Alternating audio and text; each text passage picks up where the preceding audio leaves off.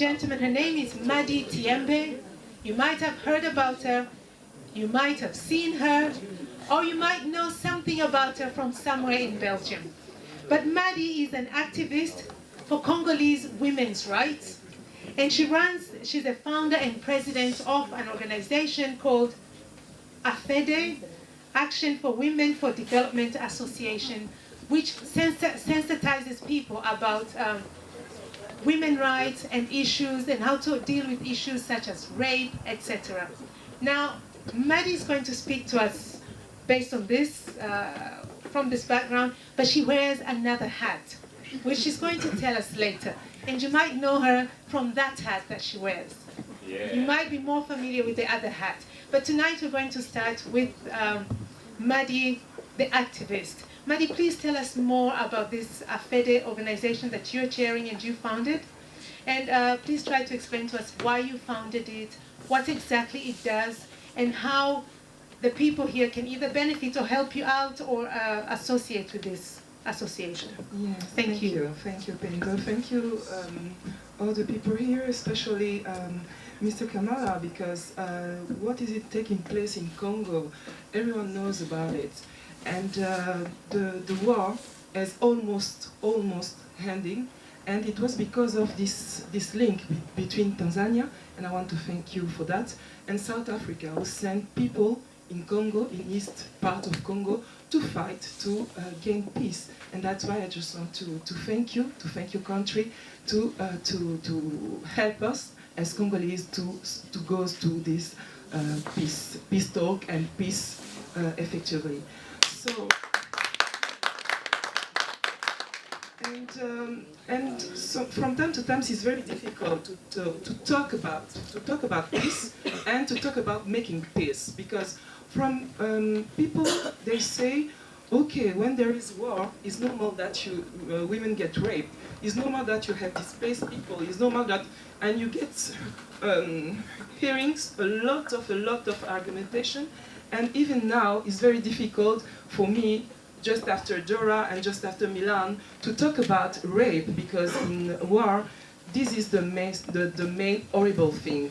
This horrible thing comes from what the ambassador talked about is, yeah, it's okay? Yes. It was about internet.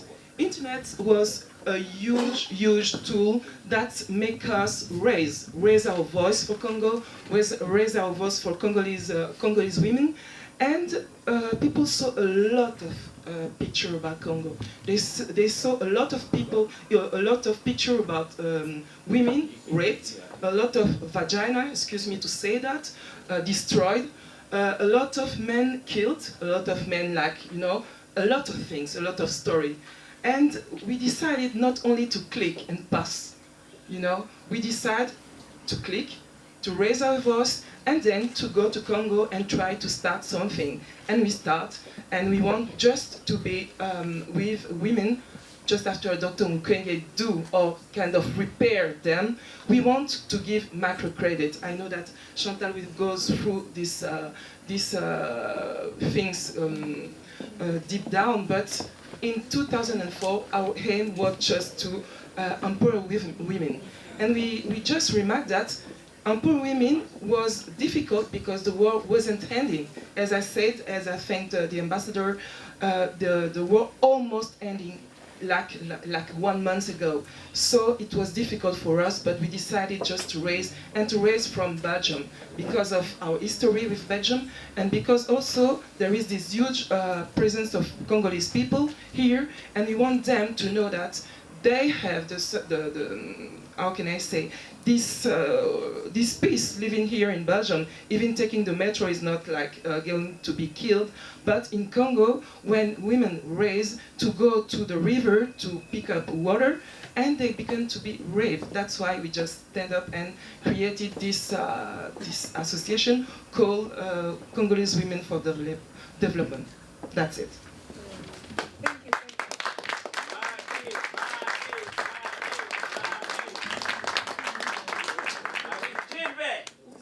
Thank you very much, Maddy, for that wonderful introduction.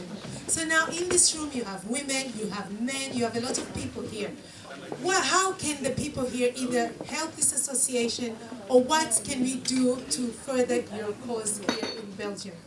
It's easy. All the fighting, as Milan said, you have the vision. My vision for the Congo is that to have a Congo in peace, where all the women will be living without violence. That's the point.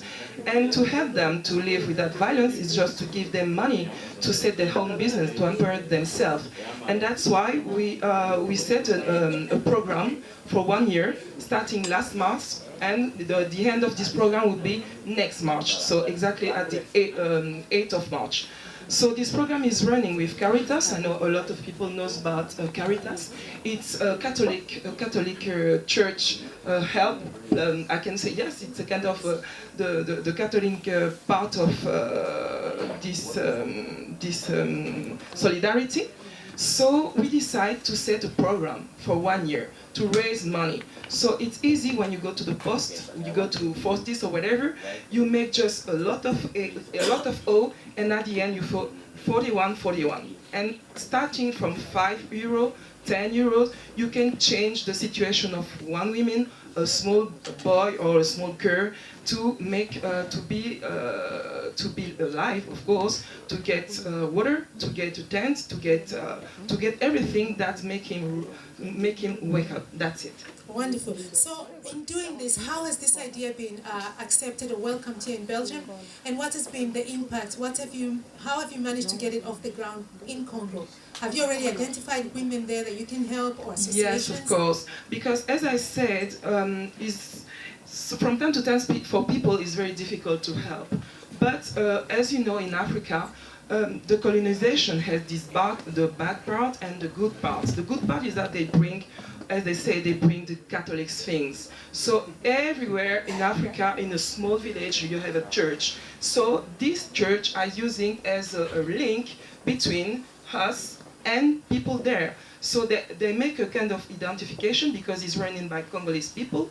So this is very important to say, because last November when the war started on again, so a lot of people, even us as the diaspora, they run out of Congo. But these guys, they stay there in Goma, and that's why we decided just to work with them. So there is this bank account number. I went already twice since last March. I went to Goma, and I will be there next February. So I will bring this check, and I hope it will be like 1,000 or 1 million or whatever. Oh, I hope. But really, I want you to make it, because I know this. A lot of people here, we go to Congo, they stick in Kinshasa. There is also Goma, there is Bukavu, there is peace there, and people can bring money. And when they go to make a trip there, they can even sow people benefit from what they do here in solidarity. So please make all this 0, 41, 5 euro, 10. It goes to a small boy or a small girl that needs to be raised. That's it. Thank you, Maddy. You heard it from Maddy. So please do make that donation and help the people in Congo, the women especially. Now, Maddy, I have a question for you. Do people in the rest of Congo do this? Do they help their neighbors in the other region that's suffering from war? Yes, of course, because there is a huge plan of communication set by the government, setting also in the first one by the NGO that are there, like UNFPA, like all these UN staff and NGO around there. So now there is a lot of people, as some people talk here about diaspora. They go there and they call this program called Red Alert. Red Alert is that people like you, me, or whatever, they step in Kinshasa, and just because of the telecommunication things, you know, it's very, there is no bank or saving or whatever in Africa, or almost in some country, but not like this, as we know here in Congo. So via instead of sending your MoneyGram or your Western Union, you want to send credit to someone, a part of like 1 cent or $5 or whatever goes straight to the program. So it's all around Congo, and I think it's very interesting. Is a partnership with Vodacom. Vodacom, I know, is around Africa. So just via recharging a Vodacom phone card, you can help a small kids in Goma. So it's very interesting. So people are aware of what is doing for their country, and they do it in the capital, in Kinshasa, even around Congo. So the solidarity goes on, so it's very interesting. Thank you. Now, Maddy, we know you wear another hat, or we know you've worn another hat. So before you were an activist, what did you do here in Belgium? Before I was an activist because AFEDE is running since 2004. So after a lot of like activist things, you live somewhere and you decided just to stand up and to try to shout louder than other people around you. So in Boisfort, I decided in 2006 to raise my voice, and because I want for my kids. I want something else, like they study, like my neighborhood, and that's why I get involved myself in politics. So I was a councillor, and now I'm running for the social welfare, as they say in English. So I have these two mandates. It was very interesting because I realized that for people in diaspora, they need, yes, of course, I understand that people need to send money back to their country of origin. I respect that. But I think that the best way is to get to involve themselves here, where they live, where they pay taxes, where they have this neighborhood and whatever. So that's why for me I get involved in that, and it's very passionate. And so that's it. Thank you, Maddy. Please, does anybody have a question for Maddy? If you don't worry. You can always speak to her later. I think there is somebody there.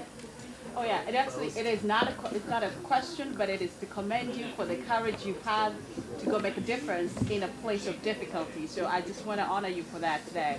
And also just to say, if there are any other ways in which you can mobilize women here in Brussels in various levels of work, in different levels, to be able to partner or participate in those efforts, to be able to find other ways of curbing that injustice that is taking place in Congo. Thank you. Thank you. And really, because I just have 5 minutes and it wasn't easy to talk about, and it's very important to say that we have a huge networking of women here in Belgium. We have this call in French, La Marche Mondiale des Femmes. So I know that a lot of people heard about that. They heard about also le Conseil francophone des femmes, because there is also the Vroenraad in Leuven, to say to someone who talk about the Flemish part of Belgium. Women are together. That is the best and the strongest part of commitment. We are together, and I think the what is it lack here is the communication between the French part and the Flemish part, and also between all the diaspora. That's why I want to say that the Sema talk show is very interesting for us, because we meet people, we meet all the diaspora, and we share the best practice. I think that is the best thing for us as women, and for boy also.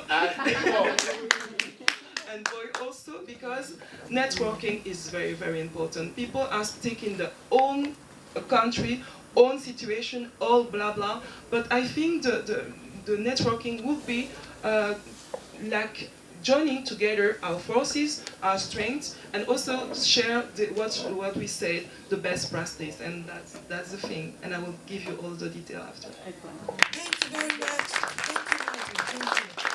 Thank you.